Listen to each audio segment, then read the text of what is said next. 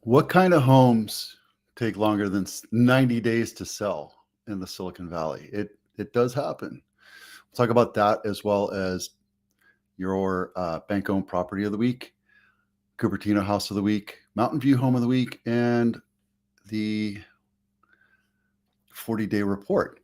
Timely because here's something you need to understand. These homes right here, and there's a lot of homes that actually take a long time to sell. There are 54 right now that are for sale that have been on market over 90 days. And I can tell you that there's 100 different reasons why. But 99% of the times it's because the house is overpriced. People get home sellers talk to the agent and say, my Zillow report says it's worth, oh, let's take a look, $2.3 million. Well, okay, but we're going into the winter season, and people are a little bit more wary about price. They're a little more conscious of price. And, this house is nice. This is in Palmia. If you know where Palmia is, it's right down the street from me. And there's no reason that this house should not be sold already. But let's take a quick look at it, see if there's a reason why. I think we looked at this one already as well. The stairwell. Let me open this up so you can get a better look at it. Okay, the stairwell. That's not how the original stairwell looked. I can tell you straight up that this was drywall, standard steps, and it went all the way. There was no 90-degree turn on it. And then they put this funky brass and glass railing in it. Okay, does it look modern? Sure, but not for this style of house, right? And that's one of the problems. This all white tile is also another problem. I sold this model before, by the way, and this isn't a dining room. It's actually a nook, but they opened it up because they wanted to make it look like it's more roomy. Yeah. It's far too modern looking and inexpensive upgrades, I guess I could say. So you look at the cabinets, and it's the foil cabinets. It's all modern looking. And for this neighborhood, it's overbuilt, right? Like this should not be here. I don't know why they have this here. Maybe at one time they had it. I don't know. Yeah. And this is just one example. But here's the thing. Price sensitivity is one of the most important reasons why your house doesn't sell. There's other reasons too, right? Like foundation issues, non-disclosure. There's families fighting together, or they're just not responsive. Like this house right here, 4-bedroom, 1-bath, 1,500 square feet. It's on market over 90 days, right? This one, Norcrest 95148. Let's see where this is. Well, let's take a look at this one. This is a standard Shea house, and I've sold many of these homes before, this model, but why is it why is it not selling? I mean, there's a full bathroom downstairs, a full bedroom downstairs. Could be location. Let's take a look. This is on Norcrest Drive, 95148. This should sell. There could be some issues that are wrong with the house, like major termite damage or what have you, or it's just overpriced. Maybe if they dropped it down, let's see, the original price was $2 million. It's still there, and it's been on market 105 days. Why? Because it's right at $2 million. If you did comps, I can almost guarantee you're looking at maybe 1.7, 1.8. And remember that when houses for sale is kind of like Little League soccer. I've said this 1,000 times, if not once. If you look at Little League soccer, all the kids start off in position, right?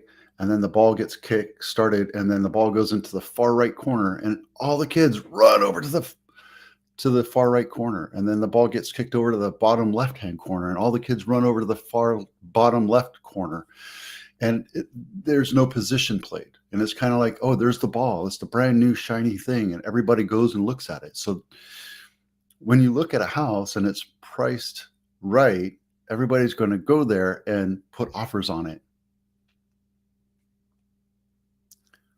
right? And you're going to get it sold quickly. When you overprice it, people will go and take a look and, oh yeah.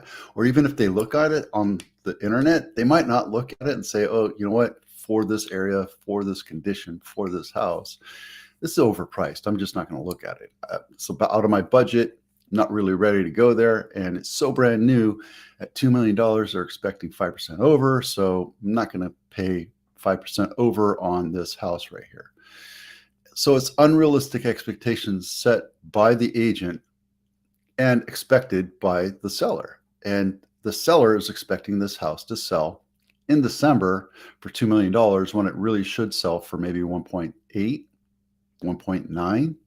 And maybe he's gotten lowball offers. He's like, I'm not going to take that. I can just wait forever. And I've seen it dozens of times where mindset of the owner says it's worth a certain thing. So the number one reason why homes don't sell is seller ego. I can tell you that right now. They say it's worth this much, but then you look at condition, you look at location, and if it's overpriced by 100 days, typically it's because of the price, based on condition and location of that house. So why don't houses sell? Well, a lot of these houses, these people just get greedy, and a lot of agents don't want to stand up to the seller because they're afraid they're going to lose the listing or not get the listing. So a lot of times what happens is the seller will go in and say, my house is worth $2 million. And they're like, okay, I'll just, whatever, I can just take the listing and maybe I'll get a couple more listings out of it. And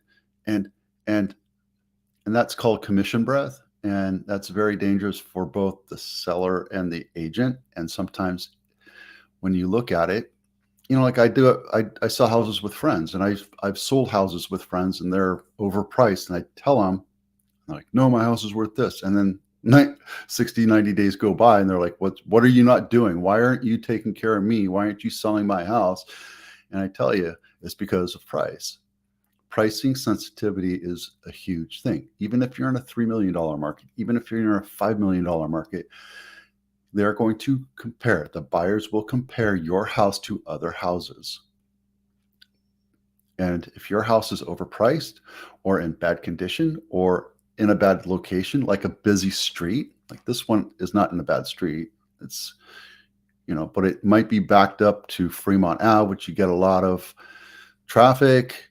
It might be $3 million for a 3-bedroom house, 1,600 square feet. It better look brand spanking new inside, but it's not. Look, that's the 1960s fireplace right there. You know, this is a standard 3-2 layout, ranch type home, and there's not much fancy upgrades to it. Okay, so they painted the cabinets. These are original cabinets, and maybe they put a counter on. But again, 2.9. Why? Because it's near Apple. Well, it's not even near Apple, right? So they just got caught up in it, and now you're on market 103 days. Started off at 298, still at 298, and their mindset is they're sticking to it. And by the way, when they started this back in September, maybe if they started at 2.8, it would have sold for $3 million. So that's why houses don't sell. This is bank-owned property of the week. This is in San Leandro, 3-bedroom, 2.5 bath, 1,577 square feet.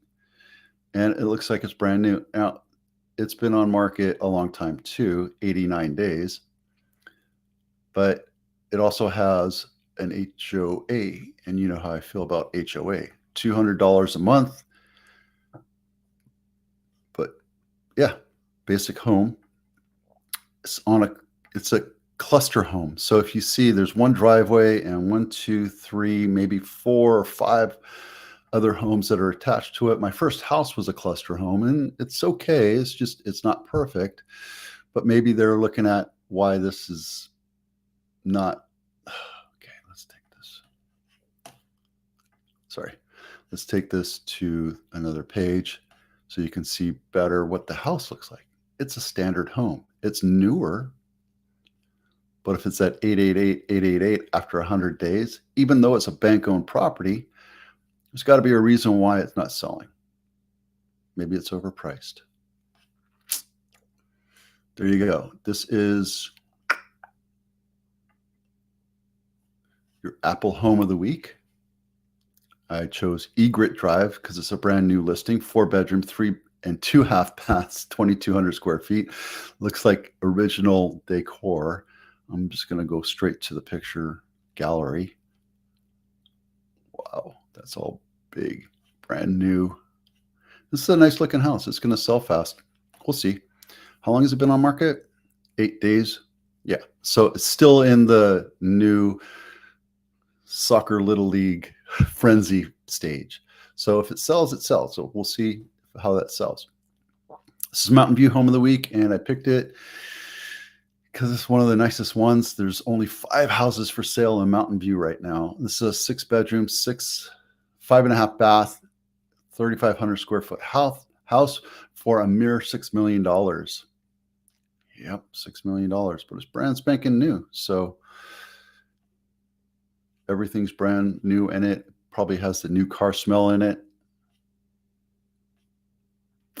Not fond of that mustard accent color, but that's rusty brown. Yeah. So it looks like they took a big lot. This is a 10,000 square foot lot, right? They took the lot and it's primed for putting a new house on it. This was probably a brand new, an old house, and they bought it for $2 million, $3 million, and then they put another $1 million or $2 million into it, and now that's why they're selling it. And how long has this been on market? 49 days. See, pricing is important, especially when it gets colder. Less people go out and look at houses. You know, your selling seasons are there. And yesterday or the day before, I was talking about how there is no selling season. There isn't a selling season anymore, but when it gets colder, people are less apt to go look at houses. You know, like I've been very fortunate. The houses that I have, we all get a lot of traffic on it, and it's because we price them correctly. And I have that conversation. So, you know, it just makes sense. Here's your 40-day on market report. We have 117, which isn't a lot, but we don't have a lot of supply right now. Our supply is dwindling. We need to be about 1,000 homes for sale just in San Jose. We're at 270. We're at a third of where we need to be. Same thing with Santa Clara County. Santa Clara County, this is what we were seeing in the summer for San Jose. So Santa Clara should be about 2,000 homes for sale. So the numbers, while they're dwindling, we don't have enough supply. So the demand is there. We just need more supply. There you go. That's been the problem. That's why houses continue to go up in price. Lack of supply and consistent or increased demand means pricing goes up. Economics 101. I remember that class. All right, that's it for now. I'm Vito with Abitano. We'll see you out there.